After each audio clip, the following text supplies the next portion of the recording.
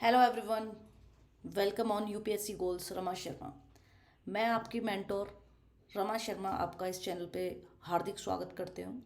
अगर आपने अभी तक इस चैनल को सब्सक्राइब नहीं किया है तो कर लीजिएगा, क्योंकि यहाँ पे आपको मिलेगा सोशियोलॉजी ऑप्शनल पेपर 1 और पेपर 2 की कंप्लीट गाइडेंस। कंप्लीट सिलेबस हम लोग यहाँ पर कर रहे हैं और उस सिलेबस के अंदर हम लोग जो है अभी पेपर 2 का पार्ट सी कर रहे हैं, जिसकी यूनिट 1 हम कंप्लीट कर चुके हैं और यूनिट 2 हम कर रहे हैं। आज 23 जुलाई है और आज का वीडियो आप तक आने में थोड़ा लेट हो गया है, लेकिन इसको हम ज़रूर करेंगे। ये कोऑपरेटिव जो है यूनिट 2 के अंदर आज का हमारा टॉपिक रहने वाला है। कंप्लीट वीडियो है। इस टॉपिक को जो है आप इस वीडियो के साथ में कंप्लीट कर सकते हैं। नोट्स आपको यहाँ टेलीग्राम में मिलेंगे, तो टेलीग्राम चैनल को ज्वाइन करने के लिए लिंक आपको मिल जाएगा। अदरवाइज़ आप कमेंट सेक्शन में जो है मुझे कमेंट कर सकते हैं अगर आपको लिंक नहीं मिल रहा है तो। और इसके अलावा आप लोग जो है पेपर 2 की कंप्लीट सीरीज़ जो है आपको यहाँ पर आइकन में दी हुई है, आप वहाँ से कर सकते हैं। पेपर 1 की कंप्लीट प्लेलिस्ट है, उसको भी आप कंप्लीट कर सकते हैं। नोट्स जो हैं सारे टेलीग्राम के अंदर हैं। तो चलिए शुरू करते हैं आज का अपना टॉपिक, जो कि है कोऑपरेटिव्स। कोऑपरेटिव्स जो है हमारा टॉपिक है। उससे पहले हमने क्या क्या किया है, उससे पहले मैं आपको एक बार सिलेबस दिखा देती हूँ। जो लोग एकदम पहली बार मेरे साथ जुड़ रहे हैं, तो हम ये सेकेंड यूनिट कर रहे हैं। इस सेकेंड यूनिट के अंदर हम लोग प्रोग्राम्स कर चुके हैं रूरल डेवलपमेंट के, कम्युनिटी डेवलपमेंट प्रोग्राम कर चुके हैं। आज हम कोऑपरेटिव्स टॉपिक कर रहे हैं और कल हम पावर्टी एलिवेशन स्कीम्स करेंगे। ठीक है। उसके बाद डेली एक एक टॉपिक करेंगे, 1 2 3, इस तरीके से हमारा जो है आगे आने वाले 4-5 दिनों में ये पूरी यूनिट कंप्लीट हो जाएगी। तो चलिए शुरू करते हैं। उससे पहले हम लोग सीडीपी कल पढ़ चुके थे, तो अगर आपको कोई भी डाउट हो सीडीपी में तो आप लोग मुझसे पूछ सकते हो। ठीक है। अब बात करते हैं कोऑपरेटिव्स की। तो कोऑपरेटिव्स क्या होती हैं, मतलब जैसे कि को मतलब क्या होता है, को एक वर्ड से निकला है जिसका मतलब है साथ देना। ठीक है। जैसे कम्युनिटी, कॉमन यूनिटी। ठीक है। कम्युनिकेशन यानी कि कॉमनली आप क्या कर रहे हैं, संवाद कर रहे हैं। तो इसी तरीके से कोऑपरेटिव, ऑपरेटिव का मतलब है किसी चीज़ को संपूर्ण करना, किसी कार्य को करना। कोऑपरेटिव मतलब किसी के साथ करना। यानी कि कोऑपरेटिव क्या है, एक वॉलेंटरी ग्रुप है जहाँ पे लोग साथ में तो आ रहे हैं, लेकिन किस लिए साथ में आ रहे हैं, इक्वल बेसिस पे काम करने के लिए। ठीक है। इक्वल बेसिस पर ये लोग ये फॉर्म किया जाता है। आप कह सकते हैं कि इक्वल बेसिस पर ये बनाया जाता है, फॉर्म्ड ऑन इक्वल बेसिस। अब ये इक्वल बेसिस पे क्यों बनाया जा रहा है, क्योंकि कुछ लोग हैं जिनके सिमिलर इंटरेस्ट हैं। अभी मैं आपको एग्जाम्पल के साथ बताऊंगा। सिमिलर इंटरेस्ट हैं। ठीक है। और सिमिलर ही तरीके का वो काम करते हैं, सिमिलर एक्टिविटी है। जैसे कि अगर आप एग्जाम्पल के लिए देखें, शुगर केन कोऑपरेटिव्स, महाराष्ट्र एक इस तरीके का एग्जाम्पल है जहाँ पे सक्सेसफुल कोऑपरेटिव्स जो हैं फॉर्म हुई हैं और उन्होंने काफ़ी काम किया है। वो लोग गन्ना बनाने के, जैसे आप लोग यूनियन कहते हो ना, यूनियन, लेबर यूनियन होती हैं अलग अलग तरीके की, वैसे ही किसान लोग या कुछ तरीके के व्यापारी लोग ये कोऑपरेटिव्स बनाते हैं जिनके सिमिलर तरीके के काम होते हैं और सिमिलर ही इंटरेस्ट होता है। इसमें ये आपस में क्या करते हैं, जैसे कि कम इंटरेस्ट रेट पे एक दूसरे को क्रेडिट देना। पूरा कोऑपरेटिव जो है पैसे डालता है और वहाँ से अगर आपको किसी को लोन चाहिए तो कम इंटरेस्ट रेट पे मिल जाता है। तो ये इस तरीके का एक संस्था बनाई गई। अब क्या ये संस्था जो है, पहली संस्था कब बनी होगी, तो जो कोऑपरेटिव्स हैं, देखा जाए तो ये कोई बहुत नया फंडा नहीं है, कोई नया प्रिंसिपल नहीं है। ये एज ओल्ड तरीका है हमारे यहाँ पे। ठीक है। ये आज़ादी से पहले भी था, प्री इंडिपेंडेंस भी था, और ये पोस्ट इंडिपेंडेंस भी बरकरार रहा। और ये काफ़ी जगह सक्सेसफुल रहा, काफ़ी जगह फेल भी हुआ। तो कुछ स्टेट्स ऐसे हैं जहाँ पर काफ़ी ज़्यादा इसमें सक्सेस हमने देखी है। ठीक है जी। तो चलिए इसको आगे कंटिन्यू करते हैं और समझते हैं। तो ये पोस्ट इंडिपेंडेंस भी रहा है। अभी आप इसको सब समझिए पहले, और बाद में आप इसके नोट्स डाउनलोड कर सकते हैं। ठीक है। अब इन कोऑपरेटिव्स में क्या किया जाता है। अच्छा, कोऑपरेटिव्स को हिंदी में क्या बोलते हैं, हाँ जी, कोऑपरेटिव्स को हिंदी में क्या बोलते हैं, आप में से अगर कोई बता सकता है तो आप लोग जो है कमेंट सेक्शन में लिख सकते हैं। जैसे कोऑपरेशन होती है ना, कोऑपरेशन का मतलब क्या है, कोऑपरेशन का मतलब होता है सहयोग, है ना, उसी से निकल के ये शब्द बना है कोऑपरेटिव। तो कोऑपरेटिव का मतलब क्या है? समिति, ठीक है, कोई एक ऐसी संस्था जो कि आपस में एक दूसरे का सहयोग करें। तो कोऑपरेटिव का हिंदी में क्या मतलब है? इसको कहते हैं सहकारी। आपने सहकारी संस्थाएं सुनी होंगी, तो कोऑपरेटिव को कहते हैं सहकारी, साथ में काम करने वाले लोग जिनके इंटरेस्ट सेम हों। अब ये लोग काम कैसे करते हैं कि इनका वॉलंटरली ग्रुप है, इक्वल बेसिस पे बना है, सेम इंटरेस्ट हैं, सेम एक्टिविटीज़ हैं। कैसे काम करते हैं? तो भाई इनके जो रिसोर्सेज होते हैं ना, वो कलेक्टिव रिसोर्सेज होते हैं, कलेक्टिव भी होते हैं एंड इंडिविजुअल इंडिविजुअल रिसोर्सेज भी होते हैं। यानी कि आप लोग जो है यहाँ पे क्या करते लोग, जैसे मान लीजिए सबने 2-2 हज़ार रुपये जमा किए कोऑपरेटिव में, 25 लोगों की कोऑपरेटिव बनी, संस्था बनी, 25 लोग जो हैं 2-2 हज़ार रुपये जमा कर रहे हैं, 50,000 रुपये हो गए। अब इन 50,000 रुपये में से किसी एक व्यक्ति को इंडिविजुअल पैसा लगा दिया, आपने इंडिविजुअल रिसोर्स लगा दिया, कलेक्टिव भी हो गया क्योंकि 25 के 25 लोगों ने लगाया है। अब इसमें से मान लीजिए किसी को 10,000 रुपये की आवश्यकता है, जमा तो आपने सिर्फ 2,000 ही किए थे क्योंकि आपके पास उससे ज़्यादा नहीं थे। एज अ फार्मर अगर देखा जाए रूरल इंडिया में, तो आपको 10,000 रुपये का लोन चाहिए था, आपने इनसे ले लिया। तो क्या है, कलेक्टिव और इंडिविजुअल रिसोर्सेज दोनों होते हैं जिनको यहाँ पर यूटिलाइज किया जाता है फॉर द कॉमन गुड, ठीक है, सबके भलाई के लिए। अब रूरल कॉन्टेक्स्ट में अगर हम देखें, ठीक है, तो रूरल कॉन्टेक्स्ट में और मैं क्या बताऊं, पहले आपको ये समझा देती हूँ कि कोऑपरेटिव्स की नीड क्या है, ज़रूरत क्या है। तो जैसे कि हम सब जानते हैं कि जो हमारे ज़मींदार होते थे, है ना, वो क्या करते थे, मिडिलमैन का काम करते थे, इंटरमीडिएटरी का काम करते थे, ठीक है। तो जब ये कोऑपरेटिव्स बनी तो अब क्या है, एक आम किसान को जो है यहाँ पर आपस में ही ये लोग संस्था बनाएंगे और आपस में ही, तो जो जमींदार से कर्जा लेते थे वो जमींदार से कर्जा ना लेके जो डेब्ट ट्रैप में फंस जाते थे, कर्ज के जाल में फंस जाते थे, वो नहीं होगा अब। और वो नहीं होगा तो क्या होगा, यहाँ से नीड क्या है, पहली नीड मतलब हमें समझ में आई कि जो रूरल पीजेंट है, गांव का जो किसान है, उसको निकालना है। उसको किससे निकालना है, टू एक्सट्रिकेट रूरल पीजेंट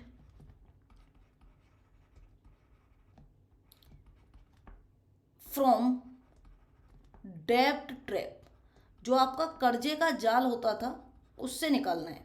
पहला काम कोऑपरेटिव का ये है, ठीक है, या आप कह सकते हैं फ्रॉम द ग्रिप ऑफ और the hold of money lender. जो सूदखोर लोग होते थे गांव के अंदर, जो साहूकार होता था, उसके चंगुल से बाहर निकालना है, ये इसका पहली ज़रूरत थी। क्योंकि किसान उसी के अंदर फंस जाता था और पूरा जीवन जो है ऐसे ही निकल जाता था उसका कर्जे में। कभी जो है साहूकार उसकी भैंस खोल के लेके जा रहा है, कभी उसका अनाज लेके जा रहा है। पहला काम ये हुआ।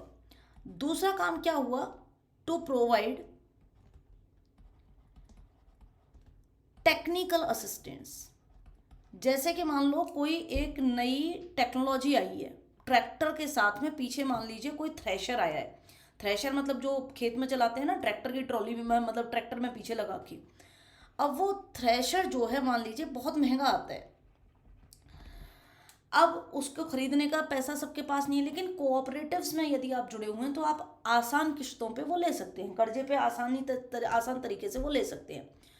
टेक्निकल असिस्टेंस हो गई और टेक्निकल नो हाउ, यानी कि कोई चीज़ अगर करी जा रही है तो कैसे करी जा रही है वो भी आपको कोऑपरेटिव्स के माध्यम से, उसमें आपको क्या है, हेल्प मिलती है एज अ फार्मर।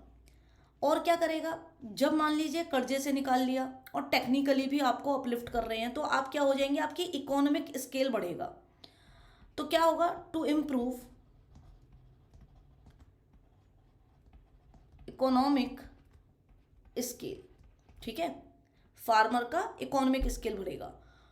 और अगर इकोनॉमिक स्केल बढ़ेगा तो हम पहले दिन से बात कर रहे हैं किस चीज़ की, स्टैंडर्ड ऑफ लिविंग की।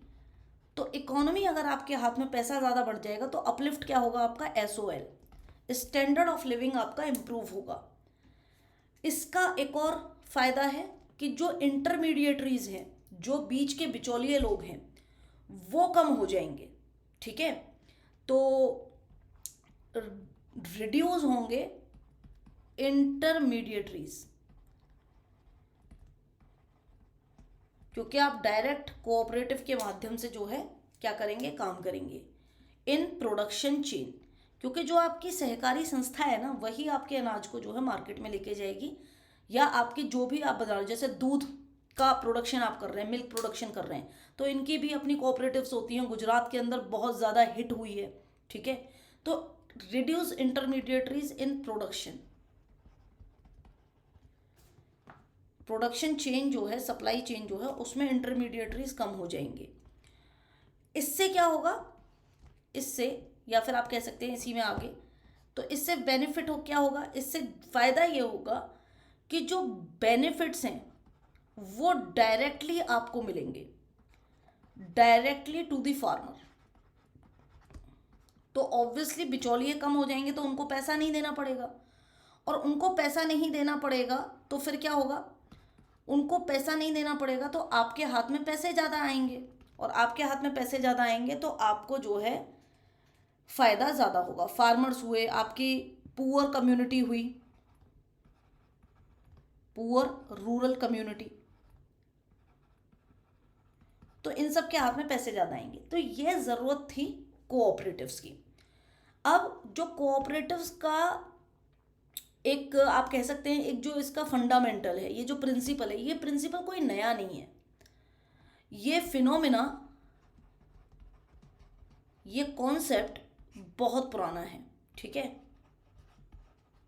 और ये कॉन्सेप्ट बहुत पुराना कैसे है, क्योंकि फॉर्मल एग्जिस्टेंस अगर आप इसकी देखें, फॉर्मली एग्जिस्ट कब किया, मतलब फॉर्मल से पहले इनफॉर्मल तरीके से तो ये चलता था, फॉर्मल एग्जिस्टेंस इसकी आज़ादी से पहले भी थी। बिफोर इंडिपेंडेंस आप पहली बार देखें तो फर्स्ट कोऑपरेटिव 1905 में बनी थी बॉम्बे के अंदर, ठीक है। आज़ादी से पहले की बात हम कर रहे हैं। पहली कोऑपरेटिव यहाँ पे बनी, क्यों बनी, क्योंकि बहुत सारे लीडर्स ऐसे थे, जैसे कि मान लीजिए आपके मोहनदास करमचंद गांधी जी हों, या नेहरू जी हों, या फिर बहुत सारे सोशलिस्ट लीडर भी थे जिन्होंने इस चीज़ को रूरल डेवलपमेंट के बढ़ावे के लिए कोऑपरेटिव्स को काफ़ी सपोर्ट किया था। तो कहने का मतलब ये है कि जो पहली कोऑपरेटिव्स बनी वो पहली बनी थी बॉम्बे में। इसके बाद में फ्यूचर में आगे चल के आप देखेंगे कि 1919 में अंग्रेजी सरकार ने एक एक्ट पास करी थी जिसका नाम था कोऑपरेटिव सोसाइटी एक्ट, ठीक है। कोऑपरेटिव सोसाइटी एक्ट बनी थी, और इस एक्ट के अंदर जो आपके कोऑपरेटिव्स हैं वो स्टेट लिस्ट में आती थी, यानी कि स्टेट सब्जेक्ट हुआ करती थी, ठीक है। सेंटर की लिस्ट में नहीं थी, राज्य सरकारों को, प्रोविंसेस को जो है इसको हैंडल करना था। और इस सब के बाद में फिर एक आगे चलते हैं, तो आज़ादी से ही पहले हम 1940s में देखते हैं। 1940s में एक एग्रेरियन कमेटी फॉर्म होती है, और उस एग्रेरियन कमेटी को लीड करते हैं हमारे J.C. कुमारप्पा जी। J.C. कुमारप्पा के अंडर एक एग्रेरियन कमेटी बनती है 1940s के अंदर। ये कमेटी अपने रिकमेंडेशंस में क्या देती है, हर कमेटी कुछ ना कुछ रिकमेंड करती है। ये कमेटी रिकमेंडेशन में देती है कि भाई फिनोमेना ऑफ कोऑपरेटिव्स जो हम बात कर रहे हैं वो तो ठीक है, लेकिन उसके साथ साथ हमारे किसानों को क्या करना पड़ेगा, कोऑपरेटिव फार्मिंग करनी होगी, यानी कि एक साथ एक ही तरीके की फसल उगानी होगी, जिसको हम कहते हैं कोऑपरेटिव फार्मिंग, ठीक है। अपने अपने खेतों में सेम वैरायटी की सेम फसल उगानी होगी। जैसे कि शुगर केन कोऑपरेटिव्स हैं, वो क्या उस कोऑपरेटिव के अंदर जितने भी फार्मर्स होते हैं वो सारे के सारे शुगर केन की ही खेती करते हैं। तो ये जो है आपकी कोऑपरेटिव फार्मिंग की इन्होंने रिकमेंडेशन दी थी। यहाँ तक समझ में आ गया।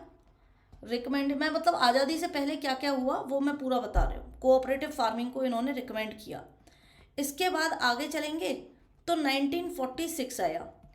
1946 में क्या हुआ, एक नई चीज़ बनी, cooperative planning commission. Cooperative planning commission का निर्माण हुआ, आज़ादी से पहले की बात है ये। ठीक है, ये 1916 में बनी, 1946 में बनी। तो ये हो गया जी बिफोर इंडिपेंडेंस।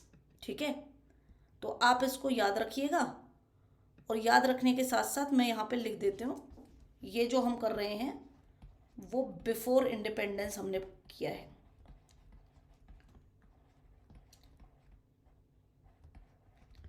तो काफ़ी सारे सोशलिस्ट लीडर जो थे उन्होंने इसको सपोर्ट किया, और सपोर्ट करने के बाद ये चीज़ें हुई, पहली, दूसरी, तीसरी, चौथी।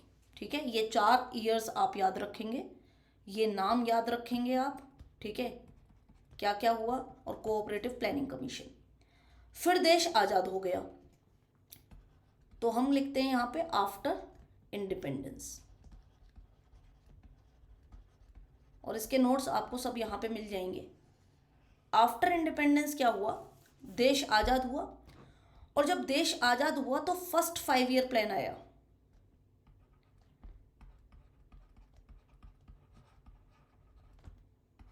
पहली पंचवर्षीय योजना, पहली पंचवर्षीय योजना जब आई तो उसके अंदर इन्होंने बात करी कि फार्मर्स को ज्वाइन करना चाहिए कोऑपरेटिव सोसाइटी, टू ज्वाइन, कि सारे फार्मर्स को कोऑपरेटिव सोसाइटी ज्वाइन करनी चाहिए। अब इसको ज्वाइन करने से फ़ायदा क्या होता, इसको ज्वाइन करवाने का फ़ायदा ये था कि इस सोसाइटी या इस तरीके के मूवमेंट को जब ज्वाइन करोगे तो कम्युनिटी डेवलपमेंट प्रोग्राम में सहायता मिलेगी। कोऑपरेटिव्स भी क्या है, सारे लोग वॉलंटरली आ रहे हैं। कम्युनिटी डेवलपमेंट प्रोग्राम भी क्या था कि जिसमें वहीं के लोकल कम्युनिटी के लोग इकट्ठा होकर अपने रूरल डेवलपमेंट की तरफ आगे बढ़े। तो यहाँ पर जो है एक कमेटी बनी, इस कमेटी का नाम था वैकुंठ मेहता कमेटी।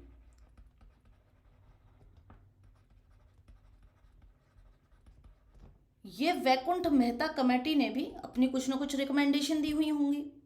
तो वैकुंठ मेहता कमेटी ने सजेस्ट किया फर्स्ट 5 ईयर प्लान के अंदर, ठीक है, और यहां पर इन्होंने कहा कि भैया ऐसा है कि जो है अपना ये कोऑपरेटिव सोसाइटी मूवमेंट को ज्वाइन करना चाहिए। कोऑपरेटिव सोसाइटी मूवमेंट को ज्वाइन करने के पीछे इन्होंने इतना ज़्यादा जोर क्यों दिया, उसका कारण क्या रहा होगा? उसका कारण ये था दोस्तों कि इससे क्या होगा कि 2 तरीके की कोऑपरेटिव्स बनाने की बात कही। एक सर्विस कोऑपरेटिव जो आपको टेक्निकल असिस्टेंस देगी या आपकी टेक्निकल सर्विसेज में और नॉलेज इनहेंस में काम करेगी, और दूसरी जो है वो होगी आपकी कंज्यूमर कोऑपरेटिव्स।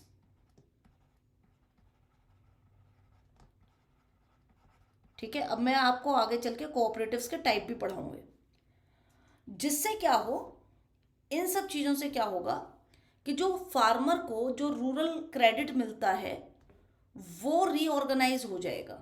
ठीक है, इसमें इन्होंने 2 चीज़ें तो ये कही थी कि सर्विस कोऑपरेटिव बनाए और हम कंज्यूमर कोऑपरेटिव बनाए। एक चीज़ ये भी कही थी कि रीऑर्गेनाइजेशन करना चाहिए हमें। और पहली बार हमने देखा वो जो फार्मर को, किसान को लोन दिया जाता है उसको कैसे माफ़ करते हैं या कैसे कम करते हैं, वो पहली बार आज़ादी के बाद अब हुआ। रीऑर्गेनाइजेशन ऑफ रूरल क्रेडिट, गांव में जो लोगों को, किसानों को क्रेडिट यानी कि लोन दिया हुआ था उसका रीऑर्गेनाइजेशन किया गया। धीरे धीरे समय आगे व्यतीत हुआ, समय आगे बढ़ा, तो यहाँ पर कोऑपरेटिव्स जो हैं, इंस्टीट्यूशंस धीरे धीरे गाँव में बनने लगे। और कोऑपरेटिव्स पहले बनाए गए एज अ सपोर्ट इंस्टीट्यूशन, किसके सपोर्ट करने के लिए? As a supportive institution.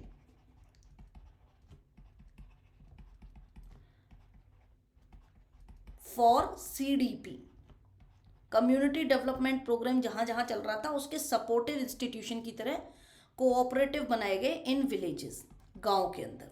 ठीक है, गांव के अंदर बनने लगे पहले ये, और विलेजेस के अंदर for the supportive institution of CDP, और आप लिख सकते हैं पंचायती राज इंस्टीट्यूशन के भी सपोर्टिव इंस्टीट्यूट की तरह ये काम कर रहे थे। मतलब ये 2 मेन चीज़ें थी जिनके अंडर कोऑपरेटिव्स बनी गई। अब इनका एम क्या था? ठीक है, अब कोऑपरेटिव बनाई हैं तो उनका एम क्या है? तो पहला तो यही है कि एग्रीकल्चरल इनपुट देंगे आप, ठीक है, यहाँ पे मैं लिख देती हूँ, नीड तो यहाँ लिखी दी थी, एम और लिख देती हूँ, जिससे कि एक ही स्लाइड के अंदर हो जाएगा। तो यहाँ पर हम अलग से लिख देते हैं एम क्या था। जब हमने कोऑपरेटिव्स बनाई गांव के अंदर तो उनके एम क्या थे। तो पहला एम ये था कि आप जो हैं प्रोवाइड करें take agricultural assistance, to provide needful agricultural, क्योंकि गांव के अंदर बनी थी सबसे पहले, शहरों में बाद में बनी है, महाराष्ट्र में बनी है, गुजरात में बनी है। तो एग्रीकल्चरल इनपुट्स दें, चाहे वो टेक्नोलॉजी हो, चाहे वो खाद हो, चाहे वो बीज हो, और लोन यानी कि क्रेडिट टू फार्मर्स। तो पहला काम ये था इसका एम। दूसरा एम क्या था कि जो फार्मर्स हैं, ठीक है, उनको अपने प्रोड्यूस का, जो वो उगा रहे हैं उसका रिटर्न मिलना चाहिए। ठीक है, जितना उगा रहे हैं उसका रिटर्न मिले, to ensure the proper return, ROI जिसको कहते हैं, रिटर्न ऑफ इन्वेस्टमेंट। ठीक है, आरओआई, रिटर्न ऑफ इन्वेस्टमेंट। भाई फार्मर ने भी तो इन्वेस्ट ही किया है ना, टू दी फार्मर। तो ये होना चाहिए फॉर देयर प्रोड्यूस, जो भी उन्होंने प्रोड्यूस किया है उसके लिए। ठीक, तीसरा क्या था, और क्या हो सकता है कि जो फार्मर्स के लिए जितनी भी इसेंशियल चीज़ें हैं, जैसे ट्रैक्टर हो गया, खाद हो गए, बीज हो गए, फर्टिलाइज़र हो गए, पेस्टिसाइड्स हो गए, जो भी इसेंशियल कमोडिटी हैं गांव वालों के लिए, उनको एक रीजनेबल रेट पे दिया जाए। तो जो सप्लाई है, ठीक है, सप्लाई ऑफ इसेंशियल कमोडिटीज़, जैसे कि अगर कोई पशु रख रहा है अपने घर में, गाय भैंस रख रहा है, तो उसके लिए जो खल आती है, उसको खिलाने के लिए खल बिनौले जो भी आते हैं, उनको भी एक रीजनेबल रेट पे दिया जाए। तो to supply of essential commodities to villagers at reasonable rate. ठीक है, तो एक एम ये था। एक और एम क्या हो सकता है कि एक फार्मर्स के अंदर, एक गांव के व्यक्ति के अंदर, रूरल पीपल के अंदर एक सेंस ऑफ बिलोंगिंगनेस हो, उसको भी लगे कि वो देश के डेवलपमेंट में कुछ योगदान दे रहा है। ठीक है, तो sense of participation, to increase sense of participation, क्योंकि सीडीपी क्या था, सीडीपी कम्युनिटी डेवलपमेंट प्रोग्राम था ना, और सीडीपी के सपोर्टिव इंस्टीट्यूशन की तरह ये शुरू हुए थे। तो यहाँ पे लोगों के अंदर एक पार्टिसिपेशन की भावना जो है वो जागृत हो, उसके लिए अभी हमने कोऑपरेटिव्स की मदद ली। तो ये चार थे इसके एम। जब ये एम हुए तो अब मैं आपको थोड़ा सा नोट्स में से पढ़ाती हूँ कि आईएलओ इंटरनेशनल लेबर ऑर्गेनाइजेशन क्या कहती है। इंटरनेशनल लेबर ऑर्गेनाइजेशन आपको एक डेफिनेशन देती है, क्योंकि अभी तक हमने कोऑपरेटिव की डेफिनेशन नहीं करी। मैंने आपको ये बताया कि कोऑपरेटिव क्या है। कोऑपरेटिव एक वॉलंटरली ग्रुप है, it is a voluntarily group based on the formed on the equal basis, having the similar interest and activities between the among the people. ठीक है, so that the collective and the individual resources can be used properly. ठीक है, और उनके proper collective gains हों। लेकिन ILO की information, ILO से हमें क्या पता चलता है, एक प्रॉपर डेफिनेशन पता चलती है, जिसको आप अपने आंसर में और अच्छे से लिख सकते हैं। आईएलओ कहता है कि कोऑपरेटिव सोसाइटी एक ऐसी एसोसिएशन, एक ऐसी संस्था है लोगों की, जिसमें कि वो इकट्ठे होते हैं कॉमन कॉज के लिए। यानी कि ऑब्वियसली उनका ऐसा नहीं है कि मैं दूध का प्रोडक्शन कर रहे हूँ, मिल्क प्रोडक्शन की डेयरी लगी हुई है, और आप जो है शुगर केन उगा रहे हैं, तो हम दोनों एक कोऑपरेटिव में होंगे। नहीं, ऐसा नहीं है। हमारे बीच में कोई ना कोई कॉमन कॉज होना चाहिए, हम लोगों को साथ में काम करना होगा, वॉलंटरली काम करना होगा, जो मैंने आपको बताया, ऑन डेमोक्रेटिक लाइन्स, यानी कि एकदम कॉन्स्टिट्यूशनली लीगल तरीके से। तो ये जो डेफिनेशन है आईएलओ की, उसके अनुसार हमको ये पता चलता है कि ये जो डेफिनेशन हमने पहले करी थी, कॉमन गुड के लिए होगी, कॉमन कॉज होना चाहिए, कलेक्टिव रिसोर्स होने चाहिए, साथ में काम करना चाहिए, वॉलंटरली होनी चाहिए, वही सारी बातें हैं। अब एक है आईसीए की। अलग अलग डेफिनेशंस मैंने इसलिए लिखी हैं जिससे कि आपको कोई तो याद रहे। तो इंटरनेशनल कोऑपरेटिव अलायंस भी है, इसकी डेफिनेशन और अच्छी है, क्योंकि आप कोऑपरेटिव्स के बारे में बात कर रहे हैं और कोऑपरेटिव्स की ही आईसीए की ही डेफिनेशन लिखेंगे तो ज़्यादा अच्छा है। तो आईसीए क्या है? एक ऐसी संस्था, एक ऐसी एसोसिएशन है लोगों की, यहाँ तक तो बिल्कुल सेम है, जो कि यूनाइट होते हैं वॉलेंटरली। बात वही है, यहाँ पर भी वही चीज़ कही है हमने, to meet their common economic, common cause होना चाहिए। अब वो इकोनॉमिक कॉज हो, सोशल कॉज हो, कल्चरल कॉज हो, या उनकी एस्पिरेशंस हो, या उनकी नीड हो, जिससे कि वो जॉइंटली ओन करें। कलेक्टिव रिसोर्सेज की हमने बात करी थी, ठीक है, कलेक्टिव रिसोर्सेज की बात करी थी, कलेक्टिव गेन की भी बात करी थी, ठीक है। गेन भी कैसा होना चाहिए? कलेक्टिव होना चाहिए, एंड डेमोक्रेटिक होना चाहिए, तो वो भी हमने यहाँ पे बात करी, डेमोक्रेटिकली कंट्रोल्ड एंटरप्राइज। तो कहने का मतलब है कि आपको डेफिनेशंस के जो की पॉइंट्स हैं वो आपको याद रखने होंगे, बाकी आपको डेफिनेशन 3-4 बार पढ़ोगे तो अपने आप याद हो जाएगी। अब सर हर्बर्ट कल्वर्ट कहते हैं, हुबर्ट कल्वर्ट कहते हैं, ये एक सोशियोलॉजिस्ट हैं काफ़ी अच्छे, और इनके आधार से हम क्या कह सकते हैं, इंडियन सोशियोलॉजिस्ट की भी बात करेंगे अभी। कोऑपरेशंस क्या हैं? ऐसी इस तरीके की ऑर्गेनाइजेशन है जहाँ पे वही लोग होते हैं, वॉलेंटरली एसोसिएट करते हैं, एक एसोसिएशन है, ये संस्था है, इकट्ठे होते हैं as human beings based on equality, democratic values हो गई इक्वलिटी वाली, for the promotion of economic interest of themselves, अपने इकोनॉमिक इंटरेस्ट के प्रमोशन के लिए।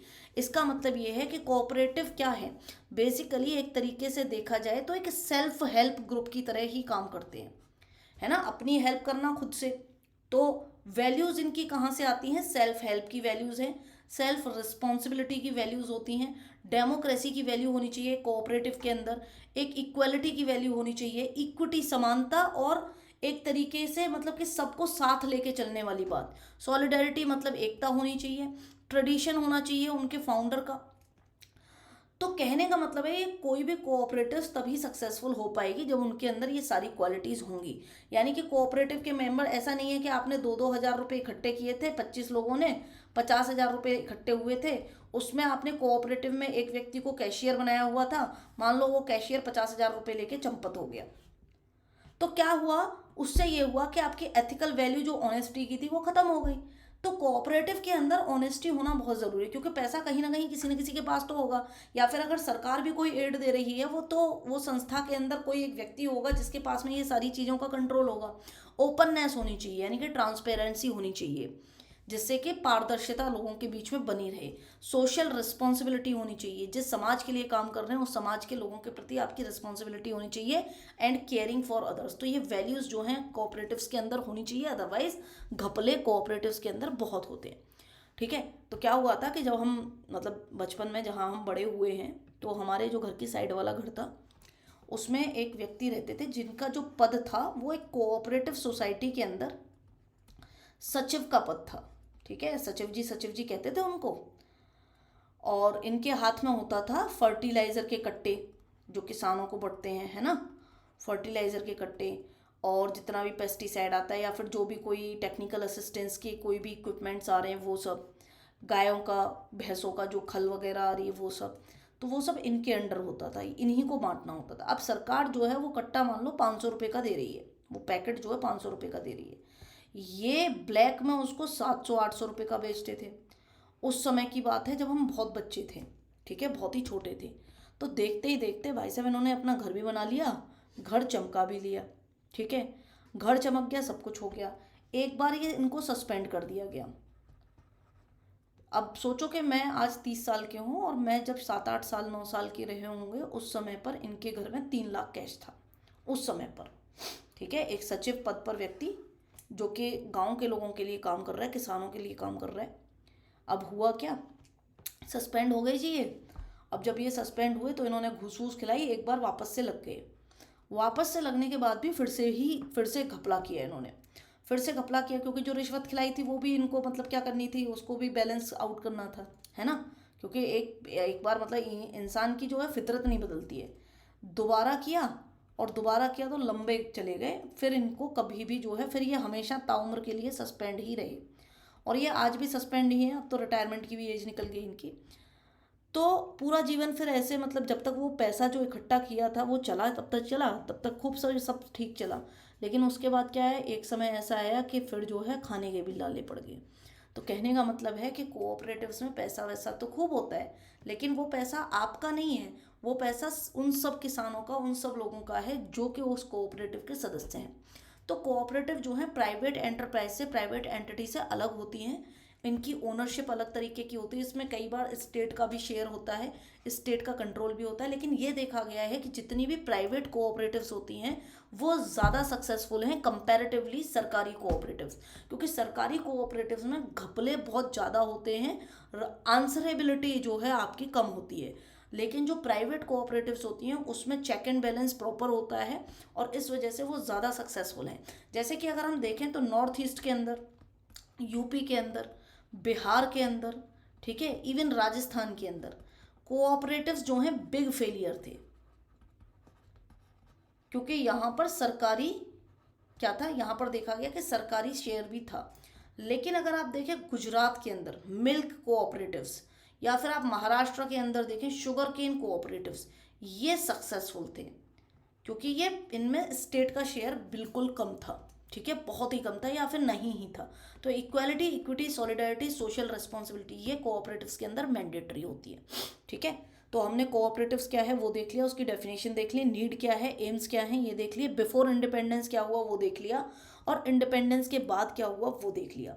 अब कुछ सोशियोलॉजिस्ट लोगों की बातें करते हैं, लेकिन उससे पहले जैसे अलग अलग तरीके की कोऑपरेटिव्स होती हैं। अब मैंने यहाँ पे एवेल्यूएशन लिख दिया है कि 1904 में एक एक्ट आई थी, पहली कोऑपरेटिव 1905 में इसीलिए बनी थी बॉम्बे के अंदर, मई 1905 में, ठीक है, क्योंकि 1904 वाली एक्ट के बाद ही बनी थी। फिर 1911 के अंदर भी काफ़ी सारी रजिस्टर्ड सोसाइटीज़ बनी, ठीक है, 5321 सोसाइटी बन गई थी, जिनके अंदर 3,05,060 मेंबर थे इन कोऑपरेटिव्स के अंदर। 1904 की जो एक्ट थी उसने रिप्लेस कर दिया, एक और एक्ट आई 1912 में, क्योंकि 1911 में इतनी ज़्यादा संख्या में जब कोऑपरेटिव्स बनी तो फिर सरकार को एक और एक्ट लेके आनी पड़ी। तो वहाँ पर एक और ब्रॉडर बेस, मतलब और विस्तृत कर दिया इसका बेस। अब यहाँ पर कहा कि opening registration to non credit cooperatives. पहले 1911 में जो इतनी भी कोऑपरेटिव्स थी वो सारी क्रेडिट देने वाली यानी कि लोन देने वाली थी। फिर सरकार ने बोला कि बिना लोन देने वाली भी कोऑपरेटिव्स आप बना सकते हैं, तो काफ़ी सारी बनी। फिर 1919 के रिफॉर्म्स आए। 1919 के रिफॉर्म्स में जो कोऑपरेटिव जो हैं वो स्टेट का यानी कि प्रोविंशियल सब्जेक्ट बन गई। इससे पहले जो है, इससे पहले, ठीक है, इससे पहले जो है 1904 से लेके 1918 तक, और इवन 19 तक, 1819 तक, ये जो कोऑपरेटिव्स थी वो सारी की सारी सेंटर का सब्जेक्ट थी, ठीक है। तो सेंटर सब्जेक्ट थी ये। अब सेंटर को लोन देना पड़ता था तो अंग्रेजों की जेब से पैसा जा रहा था, इसीलिए उन्होंने उसको प्रोविंशियल सब्जेक्ट बना दिया कि जो भी होगा राज्य की सरकारें खुद देखेंगी, क्योंकि चुनाव वुनाव भी बहुत चल रहे थे उस टाइम। फिर 1930-31 से लेके 37-38 तक की अगर हम बात करें तो काफ़ी ज़्यादा कोऑपरेटिव मूवमेंट में बदलाव आए। इस पीरियड में हमने देखा कि अमेरिका के अंदर भी ग्रेट डिप्रेशन आया था, और उसकी वजह से भारत की कोऑपरेटिव्स को भी झटका लगा, क्योंकि पैसा ही नहीं है। फिर हो गया सेकेंड वर्ल्ड वॉर शुरू। सेकेंड वर्ल्ड वॉर शुरू हुआ 1939 से 46 तक। तो उस समय पर क्या हुआ, किसानों के मजे हो गए, क्योंकि सेकेंड वर्ल्ड वॉर में काफ़ी देश लड़ रहे थे और भारत भी जो है पार्टिसिपेट कर रहा था। तो आपको अनाज भी चाहिए, अनाज भी चाहिए, तो अनाज के साथ साथ और भी कमोडिटीज़ चाहिए, आपको कपड़े चाहिए, तो उसके लिए कॉटन की खेती आप करोगे। तो दुनिया भर के जो है एग्रीकल्चरल कमोडिटीज़ के प्राइस जो हैं बढ़ गए, क्योंकि बून ऑफ एग्रीकल्चरर्स, किसान लोगों के मजे आ गए, और इस वजह से कोऑपरेटिव्स जो हैं रिवाइव कर गई, ठीक है। क्योंकि ग्रेट डिप्रेशन में तो झटका लग गया था कोऑपरेटिव्स को, लेकिन सेकेंड वर्ल्ड वॉर जैसे ही शुरू हुआ तो कोऑपरेटिव्स जो है वापस से रिवाइव कर गई, सर्वाइव कर गई। फर्स्ट 5 ईयर प्लान में अब जो आज़ादी के बाद हुआ वो मैंने आपको बताया था, ठीक है, वैकुंठ मेहता कमेटी बनी थी। तो फर्स्ट 5 ईयर प्लान में यही कहा गया कि हमको जो है ज्वाइन करनी चाहिए cooperative as a primary agriculture cooperatives. फिर इंटर्न इसके बदले में हमें क्या मिलेगा, जो कोऑपरेटिव सोसाइटी है वो आपका ध्यान रखेगी, आपकी ज़रूरतों को पूरा करेगी, फार्मर के इंटरेस्ट को पूरा करेगी। जो आर्टिसन है, रूरल आर्टिसन, ठीक है, जिनके पास खेत नहीं है और जो काम करते हैं गांव में अलग अलग तरीके के, उनको भी फायदा होगा। तो इस तरीके से देखा जाए तो कोऑपरेटिव्स भारत के अंदर बढ़ गई। 1,15,462 कोऑपरेटिव्स हो गई फर्स्ट 5 ईयर प्लान में। इनमें इतने सारे लोग जुड़ गए, 5.2 मिलियन लोग इकट्ठे हो गए, इसमें जुड़ गए। फिर 1950-51 में देखा जाए और बढ़ गई है और लोग और ज़्यादा इकट्ठे हो गए, 1955-56 तक की बात करें तो, ठीक है। फर्स्ट 5 ईयर प्लान जब शुरू हुआ था उससे पहले 1,15,462 कोऑपरेटिव थी, जब फर्स्ट 5 ईयर प्लान लागू हो गया और जब खत्म हुआ, ठीक है, उस समय पे 15,09,939 कोऑपरेटिव्स थी, ठीक है। ये 1950 से 51 के अंदर, और ये जब खत्म हुआ तो 1955 से 56 के अंदर इतनी कोऑपरेटिव्स थी, यानी कि बढ़ गई। और इनमें जो लोग थे, एनरोल्ड लोग थे, वो भी बढ़ गए। इसके अंदर 7.8 मिलियन पीपल हो गए। सेकंड 5 ईयर प्लान आया, इसने भी कहा कि सोशलिस्टिक पैटर्न होना चाहिए सोसाइटी का। इन्होंने भी कहा कि कोऑपरेटिव सेक्टर को और बिल्ड करेंगे। इन्होंने भी कहा कि हम प्लान्ड डेवलपमेंट स्कीम लेके आएंगे, प्लानिंग तरीके से करेंगे। नेशनल कोऑपरेटिव रेजोल्यूशन लेके आए 1958 में, ठीक है। ये सब आपको पता होना चाहिए किस ईयर में क्या हुआ है। 1958 में नेशनल कोऑपरेटिव रेजोल्यूशन आया। इसने कहा कि हम लिंक कर देंगे क्रेडिट और मार्केटिंग दोनों को, लोन को भी और फिर आपकी मार्केटिंग को भी, जिससे क्या होगा, एक ऑर्गेनाइज तरीके से जितना भी लार्ज साइज की सोसाइटी है गांव के स्तर पे वो काम कर पाएंगी। थर्ड 5 ईयर प्लान आया, इन्होंने कहा कि हम वर्कर्स के ऊपर अब ज़्यादा ध्यान देंगे। फार्मर्स के ऊपर तो देंगे ही, वर्कर्स के ऊपर ज़्यादा देंगे। और दो तरीके की कोऑपरेटिव की बात थी ना, एक सर्विस कोऑपरेटिव और एक कंज्यूमर कोऑपरेटिव। तो थर्ड 5 ईयर प्लान में कहा कि हम कंज्यूमर कोऑपरेटिव्स के ऊपर ज़्यादा ध्यान देंगे और एम्प्लॉयमेंट और ज़्यादा बढ़ाएंगे, कंज्यूमर्स तक माल पहुँचे। कंज्यूमर कोर्ट होती है ना जैसे, वैसे ही कंज्यूमर कोऑपरेटिव्स होती थी पहले। फोर्थ 5 ईयर प्लान आया तो इन्होंने कहा कि भैया हम कोऑपरेटिव एक्टिविटी को और ज़्यादा आगे लेके जाएंगे और ज़्यादा बढ़ाएंगे, और हम लोगों को एजुकेट करेंगे, लोगों को ट्रेन करेंगे, जिससे कि जो है कोऑपरेटिव्स का और ज़्यादा फ़ायदा लोग उठा सकें।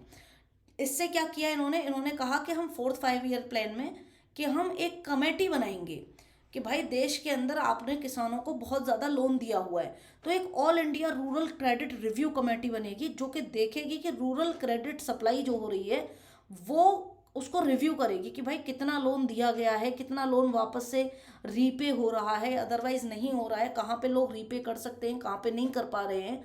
तो ये सारी चीज़ें। फिर उसके बाद है फिफ्थ 5 ईयर प्लान आया और इन्होंने कहा कि कोऑपरेटिव सोसाइटी को एक इम्पॉर्टेंट इंस्टीट्यूशनल फ्रेमवर्क के अंदर हम काम कराएंगे, जिससे कि जो वीकर सेक्शन है उनका और ज़्यादा विकास हो सके और उनको और ज़्यादा अच्छे तरीके से कोऑपरेटिव्स की जो है सुविधाएं मिल सके। तो इसके लिए रिलीवेंट इनपुट्स या जो भी मैनेज करना था, पब्लिक डिस्ट्रीब्यूशन सर्विस सिस्टम को, पीडीएस जहाँ पे अनाज वनाज मिलता है, उसके लिए भी कोऑपरेटिव फ्रेमवर्क बनाया गया। इवन 1977 में जब ये फिफ्थ 5 ईयर प्लान चल रहा था, उस समय जो अपना पॉलिसी रेजोल्यूशन बनाया था 1958 के अंदर, जिसकी हम यहाँ पे बात कर रहे थे, नेशनल कोऑपरेशन रेजोल्यूशन, इस रेजोल्यूशन को वापस से रिव्यू किया गया 1977 के अंदर। और जब रिव्यू किया गया तो रिव्यू करके इसके अंदर कुछ और नई चीज़ें, रेजोल्यूशन क्या होता है, संकल्प को कहते हैं कि हम ये करेंगे ये करेंगे ये करेंगे। तो 1977 के अंदर उसमें 4 पॉइंट और ऐड किए गए। वो 4 पॉइंट क्या थे कि भैया आप जो है कोऑपरेटिव सोसाइटी को और ज़्यादा स्ट्रॉन्ग बनाओगे, ठीक है। कोऑपरेटिव सोसाइटी को क्या करेंगे, और ज़्यादा स्ट्रॉन्ग बनाएंगे। स्ट्रॉन्ग बनाने के साथ साथ रूरल डेवलपमेंट पे ध्यान देंगे। फिर उन्होंने कहा कंज्यूमर कोऑपरेटिव मूवमेंट जो है उसको और बढ़ावा मिलेगा, उसको और स्ट्रेंथन करेंगे, जिससे कि पब्लिक डिस्ट्रीब्यूशन सिस्टम जो है, कंज्यूमर के पास जो अनाज पहुंच रहा है वो और सही तरीके से और बेटर उसमें पहुंचे, जिसमें घपला ना हो। फिर उन्होंने कहा कि कोऑपरेटिव इस तरीके की बनाएंगे जो कि डिसेंट्रलाइज हों, क्योंकि घपला ज़्यादा हो रहा था सेंट्रलाइजेशन की वजह से। तो डिसेंट्रलाइज हों, लेबर के लिए ज़्यादा काम करें, लेबर इंटेंसिव हों, और गांव के लिए ज़्यादा काम करें, रूरल ओरिएंटेड हों, और इकोनॉमिक डेवलपमेंट की बात करें। तो ऐसी कोऑपरेटिव्स हम बनाएंगे, उनको और सशक्त करेंगे। तो जो भी जितने भी ओवरकम हो रहे थे, जितनी भी प्रॉब्लम्स आ रही थी, उनको ओवरकम करके और बेटर करने की कोशिश करेंगे और प्रोफेशनली मैनेज करेंगे, प्रोफेशनल मैनेजमेंट को बढ़ाएंगे।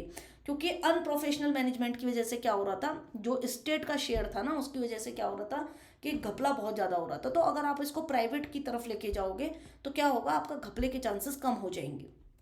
तो ये सारी बातें कही गई। फिर उसके बाद 6 5 ईयर प्लान आया और 6 5 ईयर प्लान के अंदर बात कही गई कि भाई ऐसा है कि अब जो है हम कुछ ऐसी संस्थाएं बनाने वाले हैं जिससे कि और ज़्यादा जो है सशक्तिकरण हो और फार्मर को जो है चीज़ें, लोन वगैरह सब आसानी से मिल जाए। तो इन्होंने रीऑर्गेनाइज किया प्राइमरी एग्रीकल्चर क्रेडिट सोसाइटी को, यानी कि उन कोऑपरेटिव सोसाइटीज़ को जो लोन भी देती थी, और इन्होंने जो है उनको नाबार्ड के अंडर डाल दिया। ठीक है, नाबार्ड आपने इकोनॉमी के अंदर पढ़ा होगा।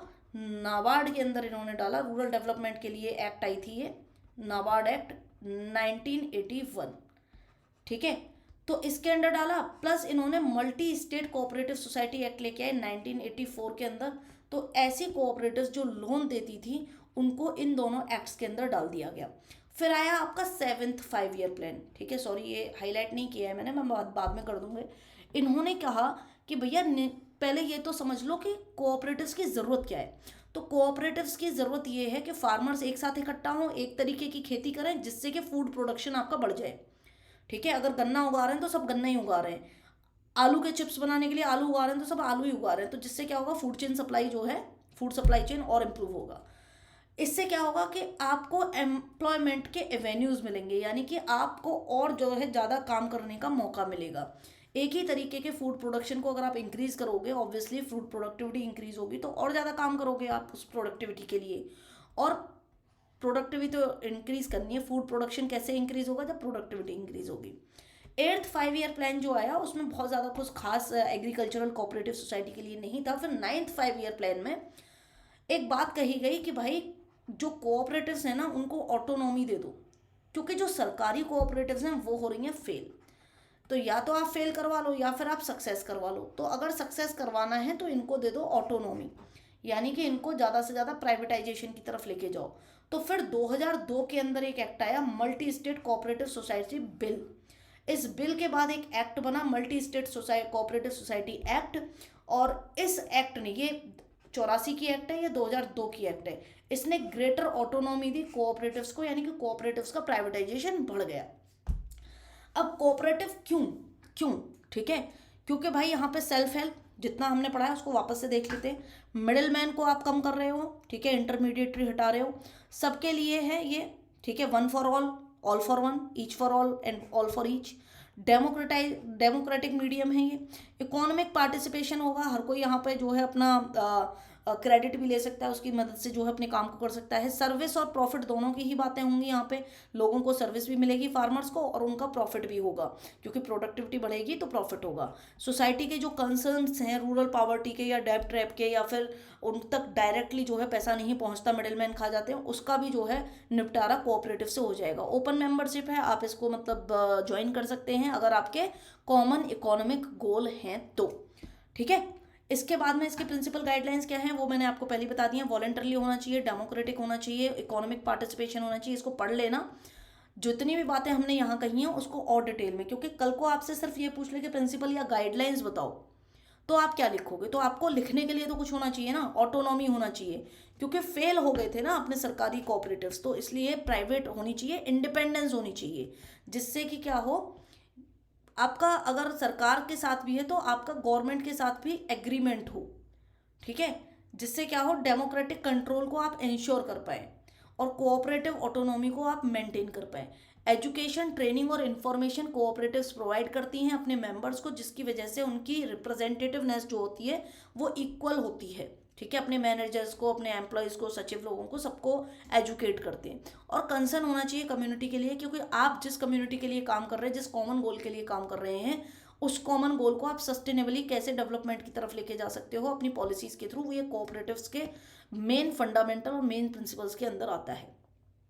कितने तरीके की होती हैं, जैसे प्राइमरी एग्रीकल्चरल क्रेडिट कोऑपरेटिव होती है जो कि सिर्फ लोन देती है। एक कंज्यूमर कोऑपरेटिव होती है, ठीक है। एक प्रोड्यूसर्स कोऑपरेटिव होती है, जैसे कि महाराष्ट्र के अंदर शुगर कोऑपरेटिव्स हैं, ठीक है, फॉर एग्जांपल।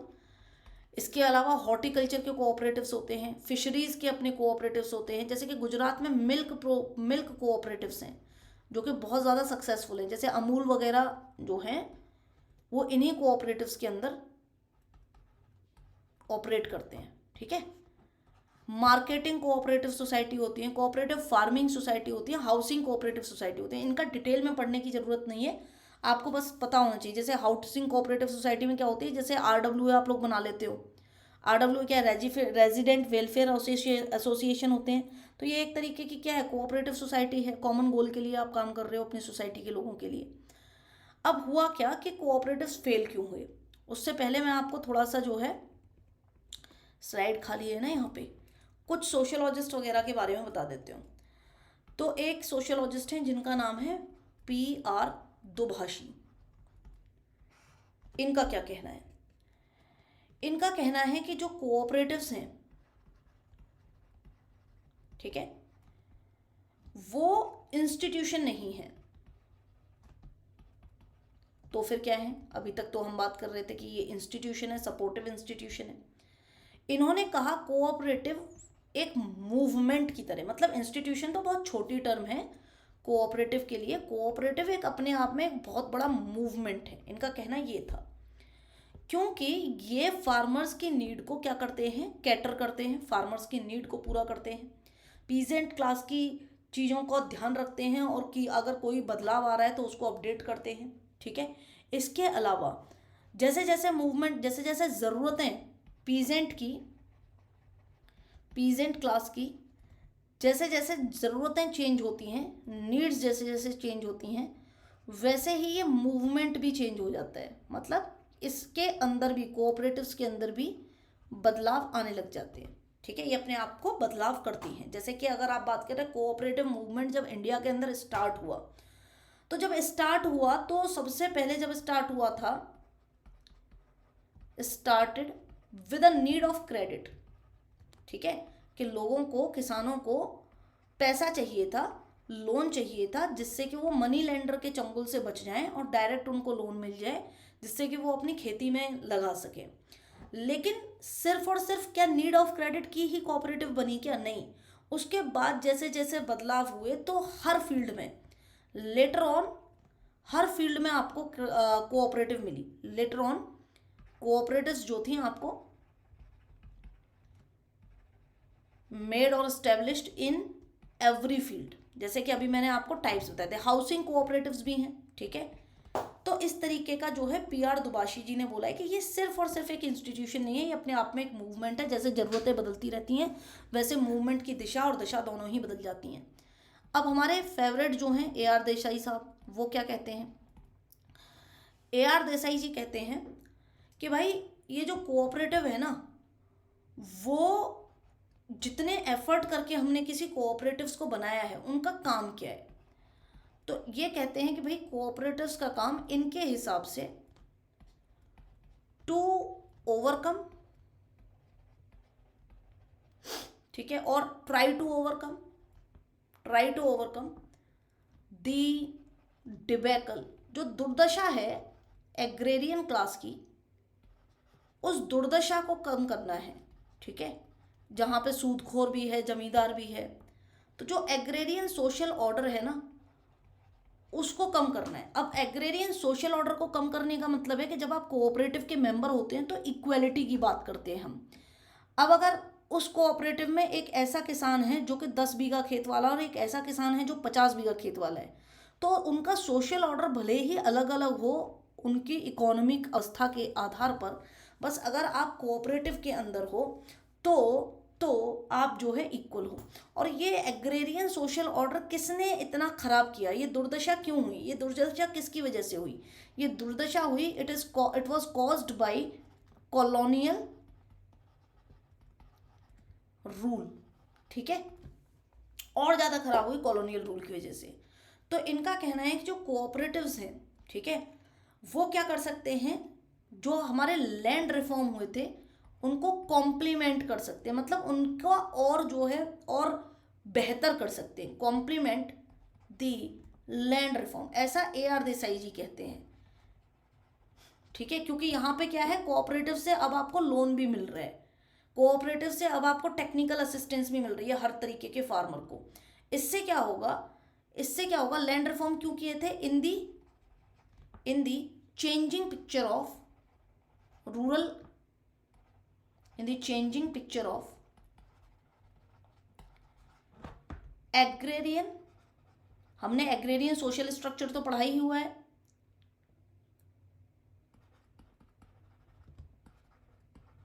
ठीक है। पार्ट 2 में, इसी पेपर के पार्ट 2 में हमने एग्रेरियन सोशल स्ट्रक्चर पढ़ा हुआ है, ठीक है, जहाँ पे मैंने आपको विलेज स्टडी पढ़ाई थी। तो उसकी चेंजिंग पिक्चर को और बेहतर कर सकता है ये कोऑपरेटिव्स। ऐसे ही हमारे एक BS बाविस्कर जी हैं। अब BS बाविस्कर क्या कहते हैं? इनके आधार से, इनके हिसाब से देखा जाए, चेंज कर लेते हैं पेन का कलर, तो आप ये देखिए कि जब कोऑपरेटिव्स ने ग्रो करना शुरू किया देश के अंदर, ठीक है, तो काफ़ी सारी कोऑपरेटिव्स क्यों फेल हो गई?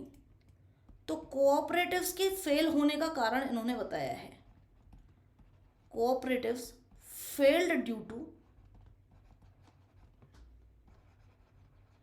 Power conflict. ठीक है,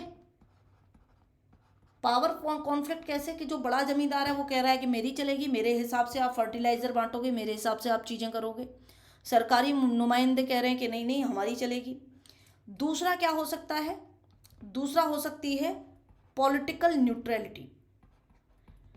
पॉलिटिकल न्यूट्रलिटी की जहां जहां कमी होगी, ठीक है, जहां जहां आप पॉलिटिकली न्यूट्रल नहीं होगे, तो उसकी वजह से क्या होगा, कोऑपरेटिव्स में प्रॉब्लम्स होंगी। तो जितनी भी कोऑपरेटिव सक्सीड करी, ठीक है, फेल करी किसकी वजह से? पावर कॉन्फ्लिक्ट की वजह से। सक्सीड जहां करेंगी जहां पे पॉलिटिकल न्यूट्रलिटी ज़्यादा होगी, जहां पर एक्टिव रोल ज़्यादा होगा। भाई अगर पॉलिटिकल न्यूट्रलिटी नहीं होगी, समान तरीके से आप नहीं देखेंगे, तो ऑब्वियसली फेल हो जाएगा आपका मामला, जो है ज़्यादा नहीं चलेगा। पॉलिटिकल न्यूट्रलिटी चाहिए आपको सक्सेस करने के लिए। एक्टिव रोल होना चाहिए किसका? फार्मर्स का, ऑफ पार्टिसिपेंट्स जितने भी हैं, और मेंबर्स आप कह सकते हैं। तो इससे क्या होगा, आपका सक्सेस कर पाएगा कोऑपरेटिव्स। लेकिन हमने ये देखा BS बाविस्कर की जो आपकी पूरी थ्योरी है या पूरा जो ऑब्जर्वेशन है, वो ये कहता है कि काफ़ी सारी जो है कोऑपरेटिव्स फेल हो गई, क्योंकि ऐसा हो नहीं पाया, पॉलिटिकल न्यूट्रलिटी नहीं हो पाई, पावर कॉन्फ्लिक्ट बहुत ज़्यादा बढ़ गए, एक्टिव रोल नहीं हो पाया, और इसकी वजह से एक नई तरीके की पॉलिटिक्स का जन्म हुआ जिसको कहते हैं कोऑपरेटिव पॉलिटिक्स। ठीक है, फेल हो गई, इसकी वजह से कोऑपरेटिव पॉलिटिक्स का जन्म हुआ। आप देखते हो ना सोसाइटीज़ के अंदर जो RWA का भी जो वो होता है ना, वो भी अपने आप को ये समझता है कि पता नहीं कहीं का विधायक है। जैसे कि आपने वो अगर वो भी देखा होगा तारक मेहता का उल्टा चश्मा, तो उसमें है तो वो 8-9 ही घर, उनमें भी आत्माराम तुकाराम भिड़े जो हैं हमेशा अपना कॉलर ऊंचा करके चलते हैं, क्योंकि वो वहाँ के क्या हैं, एकमेव सेक्रेटरी हैं। तो जो कोऑपरेटिव का जो सेक्रेटरी होता है ना, वो अपने आप को एक पावर पोजीशन में समझने लग जाता है, और एक अलग तरीके की पॉलिटिक्स वहाँ पर शुरू हो जाती है। तो इस तरीके की चीज़ें जो हैं हमने यहाँ पर देखी हैं कोऑपरेटिव्स के अंदर। इसके बाद अगर हम देखें कि रीजनल इम्बैलेंसेस भी यहाँ पर हमने देखे हैं, क्योंकि कई कई जगह ये मूवमेंट काफ़ी डेवलप कर गया, कई जगह नहीं कर पाया। जैसे कि मैंने आपको पहले भी बताया कि राजस्थान हो, उड़ीसा हो, ठीक है, मध्य प्रदेश हो, north east Bihar, UP, Rajasthan, Orissa, MP, यहाँ पर ये जगह जो है फेल हो गया। ठीक है, डेवलपमेंट जो है कोऑपरेटिव्स का वो रेस्ट्रिक्टेड हो गया, फेल्ड। ठीक है, कहाँ पर जो है स्टेडी प्रोग्रेस से आगे चल के एकदम बूम पकड़ा, कहाँ पे? गुजरात और महाराष्ट्र में। ठीक है, अब होता क्या है, इनके कारण क्या थे? इनके कारण ये थे, रीज़न फॉर इम्बैलेंस, ये असमानता या बैलेंस नहीं बन पाया। क्यों नहीं बन पाया? डेवलपमेंट में कहाँ अड़चन आई कि एक्सेसिव गवर्नमेंट कंट्रोल जहाँ जहाँ था, उसकी वजह से सरकार ने लीगल प्रोविजंस ज़्यादा लगा दिए, उसकी वजह से रेस्ट्रिक्शन ज़्यादा लग गए, और रेस्ट्रिक्शन ज़्यादा लग गए तो कोऑपरेटिव को क्या है, ऑटोनॉमी होनी चाहिए, डेमोक्रेसी होनी चाहिए, वो नहीं हो पाई। दूसरा क्या है, absence of definite policy on cooperatives. Cooperatives पे आप देखेंगे कि पॉलिसी मेकिंग की काफ़ी कमी थी। जैसे कि उसके बाद आप काफ़ी सारे सक्सेसफुल देखें कि जहाँ जहाँ सरकार का प्रॉब्लम नहीं था, वहाँ वहाँ, जैसे इफ़को है, इफ़को क्या है, अपने आप में कोऑपरेटिव लिमिटेड है जो फर्टिलाइजर्स की है, Indian farmers fertiliser cooperative limited. दूसरा क्या है, क्रिबको है, कृषक भारती फर्टिलाइजर कोऑपरेटिव लिमिटेड। फिर तीसरा जो अमूल है, आनंद मिल्क यूनियन लिमिटेड, ये कहाँ पे है, ये गुजरात में है। अमूल जिसका आप दूध पीते हैं, मतलब मोस्ट ऑफ अस, हम लोग अमूल के प्रोडक्ट्स यूज़ करते हैं, बटर यूज़ करते हैं, तो ये क्या है, ये भी एक कोऑपरेटिव के तहत ही बनता है। यहाँ पर बहुत सारे फार्मर्स अपने यहाँ का जो मिल्क है, अपने पशुओं का जो मिल्क है, वो एक जगह पर लेके जाते हैं, और एक जगह पे पूरा मिल्क प्रोसेस किया जाता है, पूरी कम्युनिटी लगी पड़ी है और वॉलंटरली ऐसा कर रहे हैं। ठीक है, तो ये वाली जो कोऑपरेटिव्स हैं काफ़ी ज़्यादा सक्सेसफुल भी हुई। अब कोऑपरेटिव जो एग्रीकल्चर सेक्टर में थी और उनके सिग्निफिकेंस क्या है, कि प्रॉफिट जो है सब शेयर करते हैं, कंसोलिडेटेड होता है, सबके बीच में शेयर किया जाता है। इससे क्या होता है, जो मिडिल मैन है वो हट जाता है कंप्लीटली, प्रोटेक्शन मिलती है फार्मर को, और फार्मर का एक्सप्लॉयटेशन नहीं होता है इन बिचौलियों के द्वारा। प्रॉफिट को जब हम शेयर करते हैं तो वो इक्विटेबली करते हैं। इक्विटेबली मतलब जिसका कम खेत है उसको भी ज़्यादा प्रॉफिट मिलेगा।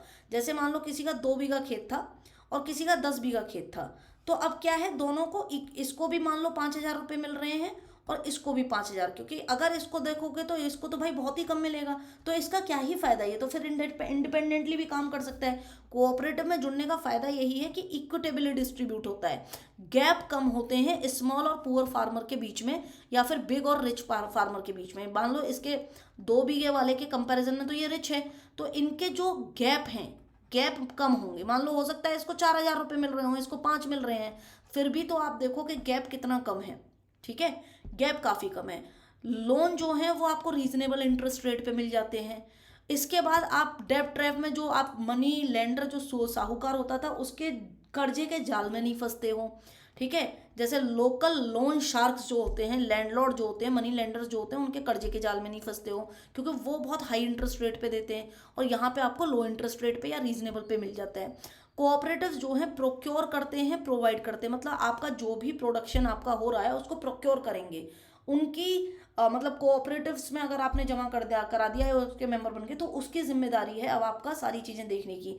आपका चाहे जो मैन्योर हो जो बचा हुआ होता है, फिर या फिर आपके बीज हों, या फिर पेस्टिसाइड हों, या फिर कोई भी अदर एग्रीकल्चरल इक्विपमेंट टूल हो, इम्प्लीमेंट हो, वो सबका जो है फार्मर्स को देने का काम जो है कोऑपरेटिव्स का होता है, जिससे कि फार्मर्स की मोस्ट ऑफ द प्रॉब्लम जो है स्मॉल छोटे छोटे फार्मर्स की वो खत्म हो जाती है। क्योंकि फार्मर की जो स्मॉल फार्मर की कि भाई अवेलेबिलिटी, ना पैसा है, ना सीड मिल रहा है, ना पेस्टिसाइड मिल रहा है, या फिर अगर कुछ उगा लिया है तो फिर उसको प्रोक्योर कैसे करें, तो ये सारी प्रॉब्लम जो है कोऑपरेटिव्स अपने सर पे ले लेते हैं, यानी कि वो मैनेज करते हैं और छोटे फार्मर की प्रॉब्लम कम हो जाती है।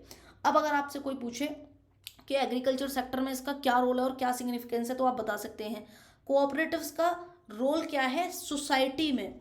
ठीक है, एग्रीकल्चर सेक्टर में तो हमने देख लिया, सोसाइटी एज अ लार्ज में क्या है कि एक मेजर तरीके से सेल्फ हेल्प का रोल पूरा का पूरा अदा करता है। ये एम्प्लॉयमेंट अपॉर्चुनिटी क्रिएट करता है, इनकम बढ़ जाती है इससे, तो इकोनॉमिक ग्रोथ होती है। ठीक है, गुड्स एंड सर्विसेज की अवेलेबिलिटी बढ़ जाती है, और फिर क्या होता है, आपकी इकोनॉमिक ग्रोथ होती है, उससे आपकी परफॉर्मेंस बढ़ती है, कॉम्पिटिटिवनेस बढ़ती है मार्केट के अंदर। ठीक है, इससे क्या है, जो बेनिफिशियरीज हैं उनको फ़ायदा होता है। आप अपनी कम्युनिटी के साथ में जुड़े रहते हैं, आपको माइग्रेशन करने की ज़रूरत नहीं पड़ती है। ठीक है, जब आपके पास 2 बीघा खेत है लेकिन आपको फ़ायदा काफ़ी ज़्यादा हो रहा है कोऑपरेटिव के माध्यम से, तो आप क्यों जो है माइग्रेट करोगे। तो इसका पॉजिटिव इन्फ्लुएंस ज़्यादा पड़ा जहाँ जहाँ ये सक्सेसफुल हुई, तो आपकी वैल्यू और एथिक्स के साथ जुड़ा हुआ काम है कोऑपरेटिव। ठीक है, डेमोक्रेसी यहाँ पे हमने पहली बात करी, they balance the need of profitability, इंसान की जो प्रॉफिट की नीड है उसको ये बैलेंस करते हैं। कम्युनिटी का जो ब्रॉडर इकोनॉमिक और सोशल डेवलपमेंट है उसको भी ये बैलेंस करते हैं। ठीक है, चाहे वो प्रोड्यूसर के हों, चाहे वो जिसको लाभ मिल रहा है बेनिफिशियरी से उसकी हों। स्पेशली विमेन के लिए ये काफ़ी हेल्पफुल साबित हुए हैं, क्योंकि विमेन के पास में रिसोर्सेज भी लिमिटेड होते हैं, विमेन की समाज के अंदर मोबिलिटी भी कम होती है, और विमेन की आवाज़ भी कम सुनी जाती है। तो अभी आपने पीछे देखा होगा अमूल का ऐड आया था, अमूल का शायद उनको 100 साल हुए थे, और अमूल का जो है ऐड आया था, तो उसमें काफ़ी ज़्यादा विमेन थी। ठीक है, नहीं देखा हो ना तो ऐड देख लेना, गूगल पे डाल के मिल जाएगा आपको। तो association in many form self help group की तरह काम करते हैं, सेविंग और क्रेडिट एसोसिएशन की तरह काम करते हैं, फार्मर एसोसिएशन, फिशर एसोसिएशन, ऐसे बहुत तरीके की एसोसिएशंस की फॉर्म में ये सोसाइटीज़ काम करती हैं। इनका काम है बेसिकली फ्लेक्सिबल एक्सेस देना मेंबर को। ठीक है, मेंबर्स के पास में अल्टरनेटिव होना और कन्वीनियंट होना, यानी कि कोई भी मेंबर है उसके लिए ऐसा नहीं है कि वो किसी कोऑपरेटिव का मेंबर तो बन गया है लेकिन वो एक्सेस ही नहीं कर पा रहा है उसके बेनिफिट्स को या फिर उसके अल्टरनेटिव्स को। तो ये सारी चीज़ें थी आज के इस सेशन में। एक दो चीज़ें और बतानी है मुझे आपको, उसके बाद इस पूरी के पूरे सेशन को रैप अप करेंगे। तो जब क्या हुआ, ये सारी चीज़ें तो हमने पढ़ ली। ठीक है, अब कुछ कुछ मेरे को लीगल प्रोविजंस बताने, मैं अगली क्लास में बताऊंगा। ठीक है, अगली क्लास में एक बार रिवाइज कर लेंगे, और इतना ही रखते हैं आज के लिए। 5 मिनट का काम है ये। ठीक है, 5 मिनट में वो लीगल प्रोविजंस कंप्लीट कर लेंगे, क्योंकि अभी बेसिकली क्या हुआ है मैं आपको थोड़ा सा बता देती हूँ। मैंने आपको 2002 तक का पढ़ाया, 2012 के अंदर एक अमेंडमेंट हुआ था। 2012 के अंदर एक अमेंडमेंट हुआ था, 1907 कॉन्स्टिट्यूशनल अमेंडमेंट एक्ट आया था। इस अमेंडमेंट एक्ट ने क्या किया था कि जो आपकी कोऑपरेटिव सोसाइटीज़ हैं, ठीक है, इसको मैं और डिटेल में कल को बताऊंगे, जो आपकी कोऑपरेटिव सोसाइटीज़ हैं उनको उनको जो है, जो पार्ट 3 के अंदर कॉन्स्टिट्यूशनल कर दिया आर्टिकल 43B के अंदर। अगर आप देखोगे खोल के तो आप जो है पढ़ लोगे। आर्टिकल 43B क्या है, ये बात करता है DPSP की, ये बात करता है कोऑपरेटिव सोसाइटीज़ की। तो 2012 में जो आया अमेंडमेंट, वो इसको जो है लीगलाइज करने के लिए आया। DPSP क्या है, एक डायरेक्टिव्स हैं, लेकिन इसके लिए जो है 97th अमेंडमेंट लेके आया गया, जिसने कोऑपरेटिव सोसाइटी को लीगलाइज कर दिया, ठीक है, जिससे कि रेड टेपिज्म, ब्यूरोक्रेटाइजेशन, वो सब जो है कम हो जाए। और भारत के हर सिटीजन को अब जो है क्या है, एक राइट है, फंडामेंटल राइट है कि वो एक कोऑपरेटिव फॉर्म कर सकता है। It is the virtual right of every citizen of India. तो DPSP से निकाल के इसको फंडामेंटल राइट बना दिया, जिससे कि भारत के जो लोग हैं वो क्या कर सकें, इकोनॉमिक एक्टिविटीज़ को एंकरेज कर पाएँ, ठीक है, इन कोऑपरेटिव्स के माध्यम से। तो इसके नोट्स वगैरह जो हैं वो सब आपको मिल जाएंगे। अगर आपके फिर भी कोई डाउट्स बचे हों तो आप लोग मुझसे पूछ सकते हो इन दी कमेंट सेक्शन। और अगर आपको सेशन अच्छा लगा है तो प्लीज़ उसको लाइक, शेयर, सब्सक्राइब ज़रूर करिएगा, ठीक है। तो इतना तो आप कर ही सकते हैं। रात के 12 बज रहे हैं, ठीक है, यहाँ पे आपको दिख भी रहा होगा इधर।